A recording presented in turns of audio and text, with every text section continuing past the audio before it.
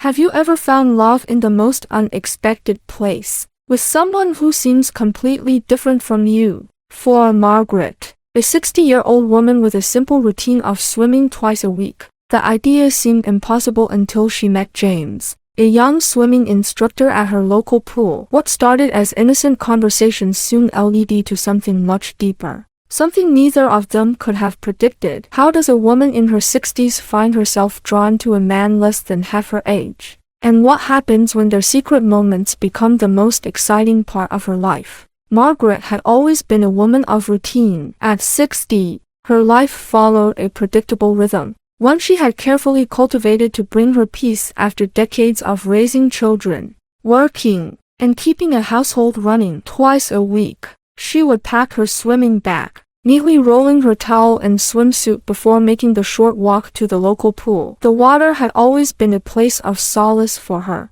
a chance to escape into a rhythm of strokes and splashes, her body cutting through the water, a place where time seemed to stand still. The pool was mostly quiet during the early hours. She preferred the soft hum of the pool's filtration system. The occasional splash of another swimmer and the lapping of water against the tile were soothing. Margaret liked the quiet, appreciated how it contrasted with the noise that filled most of her life. She would swim her laps methodically, her breathing steady, the cool water of familiar comfort against her skin. This had been her ritual for the past few years, ever since she discovered swimming could help ease the persistent stiffness in her joints. But everything changed the day she met James, the new swimming instructor at the pool. James was in his late 20s, with a tall, athletic build and an easy smile. Margaret had noticed him on her first day back after a short hiatus, leading a class of children at the far end of the pool. His voice was kind yet firm,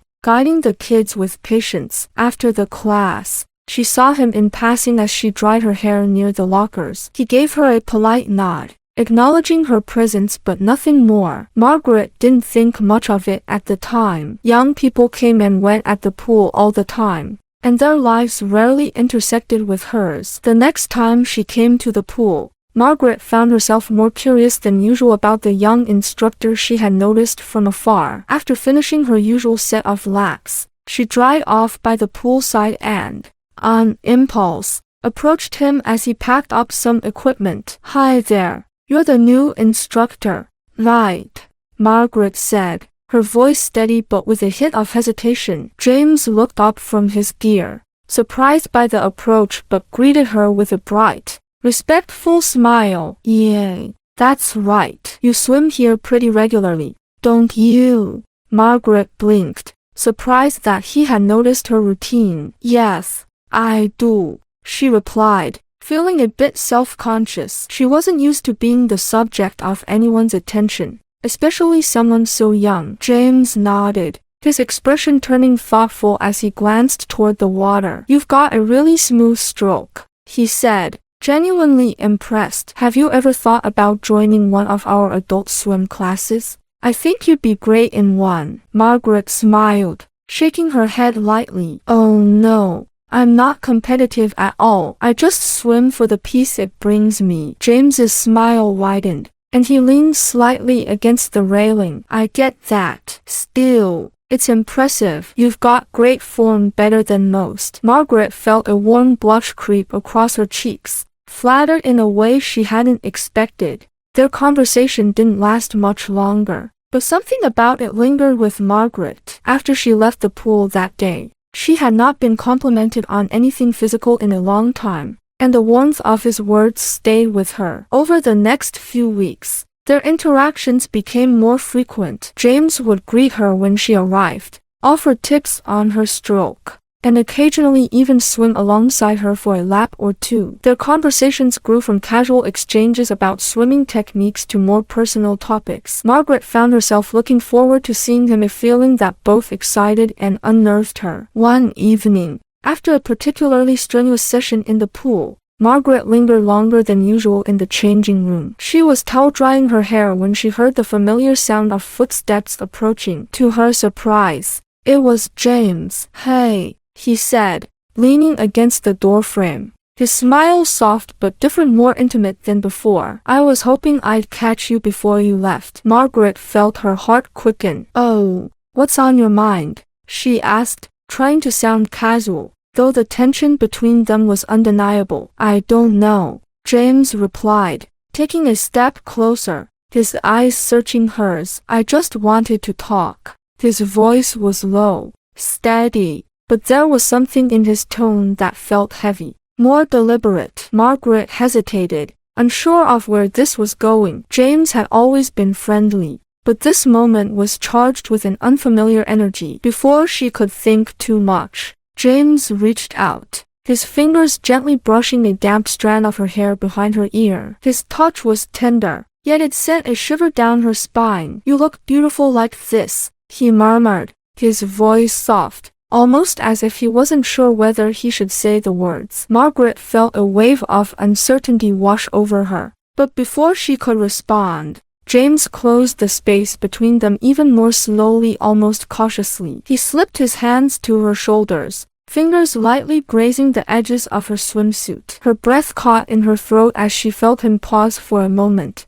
giving her a chance to say something to stop this. But she didn't. Instead, she stood frozen, conflicted but undeniably drawn to him. With a quiet, gentle movement, James slid the straps of her swimsuit off her shoulders, his hands brushing against her skin in a way that sent warmth rushing through her body. Margaret exhaled shakily, her mind a whirlwind of thoughts, but her body seemed to have already made the decision. The damp swimsuit fell to the floor with a soft thud, leaving her exposed in front of him. James's gaze lingered on her, his breath shallow as he took in the sight of her, not with the eyes of a younger man seeing an older woman, but with desire and admiration. Margaret's pulse raced. This was uncharted territory for her, something she never imagined happening at this stage of her life, especially not with someone like James. But in that moment, all her worries faded into the background. She reached for him,